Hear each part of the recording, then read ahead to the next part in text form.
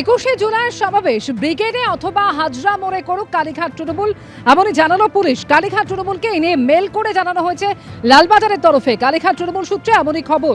যদিও পুলিশের প্রস্তাবে রাজি নয়, ধর্মতলাতেই 21শে জুলাইয়ের সমাবেশ করতে চায় কালীঘাট তৃণমূল। আর এই নিয়ে গতকাল লালবাজারে গিয়ে জয়েন্ট সিপির সঙ্গে সাক্ষাৎ হয়। জয়েন্ট সিপির কাছে ডোরিনা ক্রসিংয়ে 21শে জুলাইয়ের সমাবেশ করার প্রস্তাব জানায় কালীঘাট তৃণমূল। যদিও পুলিশের তরফ থেকে জানানো হয়েছে যে 21শে জুলাইয়ের শহীদ সমাবেশ ব্রিগেড অথবা হাজরা মোড়ে করুক কালীঘাট তৃণমূল। কালীঘাট তৃণমূলকে মেল করে কথা লালবাজারের তরফ থেকে জানানো হয়েছে, এমনই কালীঘাট তৃণমূল সূত্রে খবর। যদিও পুলিশের প্রস্তাবে রাজি নয় এবং ধর্মতলাতেই তারা সমাবেশ করতে চায়, কালীঘাট তৃণমূলের তরফে গতকাল লালবাজারে গিয়ে তারা সাক্ষাৎ করেন জয়েন্ট সিপির সঙ্গে। জয়েন্ট সিপির কাছে ডোরিনা ক্রসিংয়ে 21শে জুলাইয়ের সমাবেশ করার প্রস্তাব জানায় কালীঘাট তৃণমূল।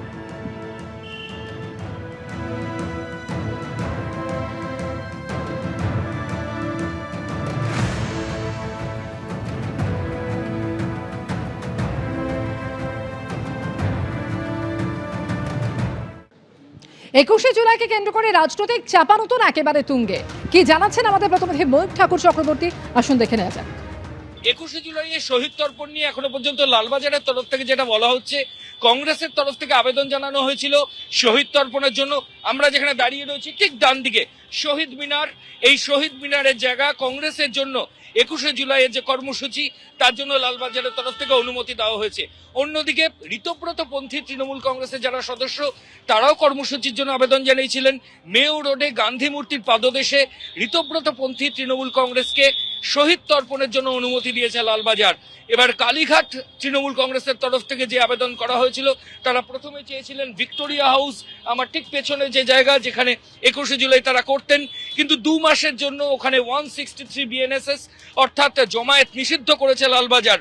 এই গোটা ঘটনাকে চ্যালেঞ্জ করে মহামান্য কলকাতা হাইকোর্টের দ্বারস্থ হয়েছে কালীঘাট তৃণমূল কংগ্রেস। এবং কালীঘাট তৃণমূল কংগ্রেসের তরফ থেকে আরেকটা জায়গা আমরা যেখানে দাঁড়িয়ে রয়েছি তার ঠিক ডান দিকে অর্থাৎ ডোরিনা ক্রসিং, এখানেও আবেদন জানানো হয়েছে।